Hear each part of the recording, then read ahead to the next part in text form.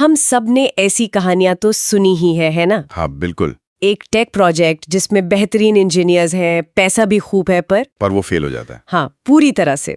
और सवाल हमेशा यही रहता है कि आखिर ऐसा होता क्यों है? बिल्कुल। आज हम एक ऐसे ही रिसर्च पीपल को खंगालने वाले हैं जो इसका दोष एक ऐसी चीज पर डालता है जिसे अक्सर अनदेखा कर दिया जाता है। एक कमजोर परिभाषा चरण, यानी डेफिनेशन फेज। और सबसे दिलचस्प बात, ये पेपर कहता है कि सफलता या असफलता के बीज कोड में नहीं बल्कि डेवलपर के दिमाग में बोए जाते हैं। वो भी कोड की एक लाइन लिखने से भी पहले। हाँ, ये बहुत ही आकर्षक विचार है। हम हमेशा सोचते हैं कि टेक्नोलॉजी बनाना मतलब कोडिंग और इंजीनियरिंग, लेकिन ये स्रोत कहता है 1 मिनट रुकिए, असली काम तो बहुत पहले शुरू हो जाता है। हमारे पास जो पेपर है उसका शीर्षक है तक्षशिला टेक्नोलॉजी में परिभाषा चरण। और ये इसी शुरुआती लगभग अदृश्य चरण की बात करता है। तो आज का हमारा मिशन इसी रहस्य को सुलझाना है। ये परिभाषा चरण आखिर है क्या, ये इतना जरूरी क्यों है, और इसका हमारे दिमाग से क्या लेना देना है?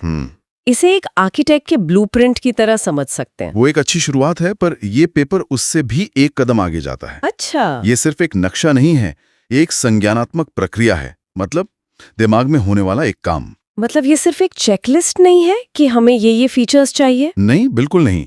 यह स्पष्टता, एक विजन बनाने और ज्ञान को इस तरह से व्यवस्थित करने के बारे में है कि आगे की पूरी टेक्नोलॉजी एक मजबूत नींव पर खड़ी हो।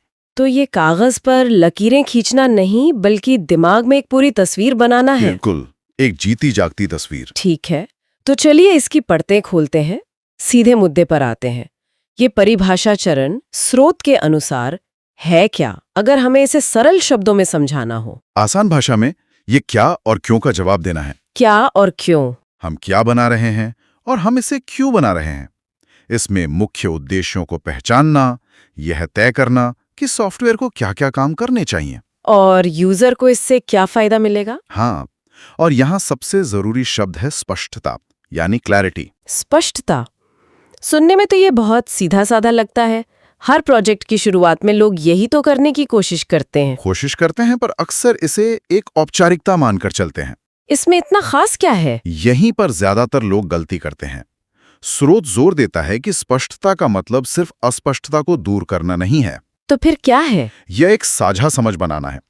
सोचिए, एक कमरे में निवेशक, डिजाइनर और कोडर बैठे हैं। निवेशक को मुनाफा चाहिए, डिजाइनर को एक सुंदर प्रोडक्ट चाहिए और कोडर को एक कुशल कोड। स्पष्टता यह सुनिश्चित करती है कि ये तीनों लोग एक ही प्रोडक्ट बनाने के बारे में सोच रहे हों। और जब ऐसा नहीं होता तब होता है स्कोप क्रीप। अच्छा।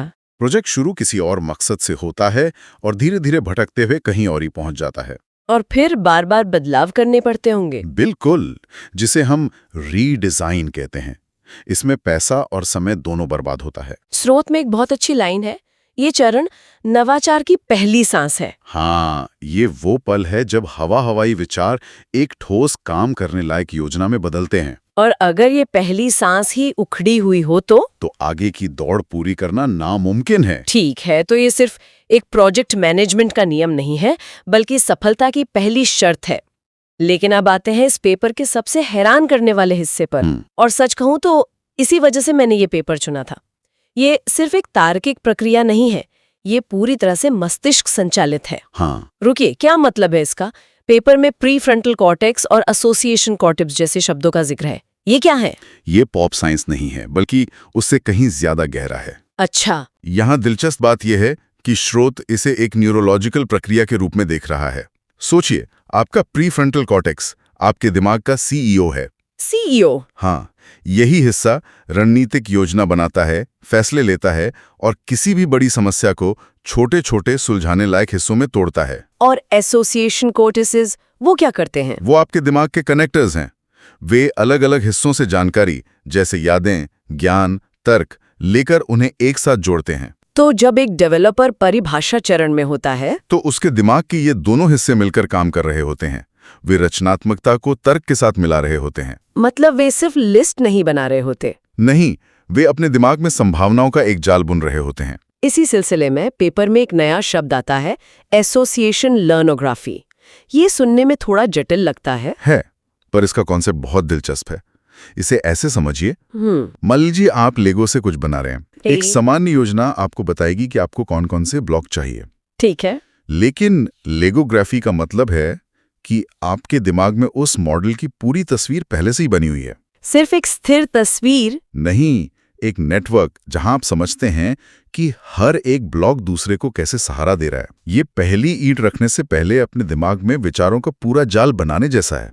वाओ! तो इसका मतलब है कि एक अच्छा डेवलपर सिर्फ कोड नहीं लिखता, वो पहले अपने दिमाग में पूरे सिस्टम का एक नक्शा बनाता है। हाँ, एक तरह का मानसिक मॉडल, जिसे स्रोत ब्रेन पेज मैप्स कहता है। बिल्कुल सही पकड़ा आपने। और ये ब्रेन पेज मैप ही असली ब्लूप्रिंट है। जो कागज पर बनता है वो तो बस इस दिमागी नक्शे का एक प्रतिबिंब होता है। यही वजह है कि ये चरण इतना व्यक्तिगत और संज्ञानात्मक है। ये दिमाग वाला एंगल तो वाकई कमाल का है। लेकिन फिर ये पेपर एक और बड़ी छलांग लगाता है, एक ऐसी दुनिया में जो बिल्कुल अलग लगती है, ऑब्जेक्ट ओरिएंटेड प्रोग्रामिंग यानी OOP। मुझे याद है कॉलेज में इसके बारे में पढ़ा था, लेकिन उसका इस दिमागी योजना से क्या लेना देना? ये तो कोडिंग का एक तरीका है। ये एक बहुत बड़ा और महत्वपूर्ण कनेक्शन है जो स्रोत बनाता है। कैसे? यहाँ OOP के सिद्धांतों का इस्तेमाल कोडिंग के लिए नहीं, बल्कि सोचने के एक तरीके के तौर पर किया जा रहा है। अच्छा। पेपर खासतौर पर इनकैप्सुलेशन का जिक्र करता है। ठीक है, इनकैप्सुलेशन। जहां तक मुझे याद है इसका मतलब होता है डेटा और कोड को एक साथ एक कैप्सूल में बंद कर देना। हाँ, एक ब्लैक बॉक्स में। आपको पता होता है कि वो बॉक्स क्या करता है, पर यह जानने की जरूरत नहीं कि कैसे करता है। पर इसका योजना बनाने से क्या ताल्लुक? अब इसी ब्लैक बॉक्स वाले आइडिया को योजना पर लागू कीजिए। मान लीजिए आप एक बड़ा इवेंट प्लान कर रहे हैं। हाँ। आप एक कैटरिंग मॉड्यूल बनाते हैं। ठीक है। इस बॉक्स के अंदर मेन्यू, शेफ, स्टाफ, टाइमिंग सब कुछ है। अब जो वेन्यू टीम है उसे ये जानने की जरूरत नहीं है कि पनीर टिक्का की रेसिपी क्या है। उन्हें बस इतना पता है कि खाने से जुड़ा हर काम कैटरिंग बॉक्स संभाल लेगा। बिल्कुल। समझ गए। तो ये विचारों को साफ सुथरे डिब्बों में पैक करने जैसा है, ताकि पूरा प्लान एक खिचड़ी न बन जाए। एकदम सही। ये वैचारिक स्पष्टता है। आप योजना के अलग अलग हिस्सों को तार्किक समूहों में बांट देते हैं। हाँ। हर समूह की अपनी तय जिम्मेदारियां होती हैं। इससे अस्पष्टता कम होती है। और सबसे बड़ी बात, टीमों के बीच कम्युनिकेशन बेहतर होता है। जब हर किसी को पता हो कि कौन सा डिब्बा क्या करने वाला है, तो कंफ्यूजन की कोई गुंजाइश ही नहीं रहती। और पेपर में एब्स्ट्रैक्शन का भी जिक्र है। हाँ। वो भी तो OOP का ही एक सिद्धांत है। हाँ, और वो भी उतना ही जरूरी है।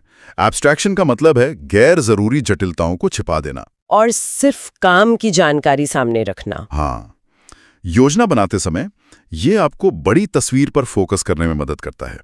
आप मुख्य फंक्शनैलिटी पर ध्यान दे पाते हैं, जिससे विजन साफ रहता है। ये सब सुनने में तो बहुत दमदार लग रहा है, लेकिन अगर हम इसे जमीन पर उतारें तो एक अच्छे परिभाषा चरण में असल में होता क्या है?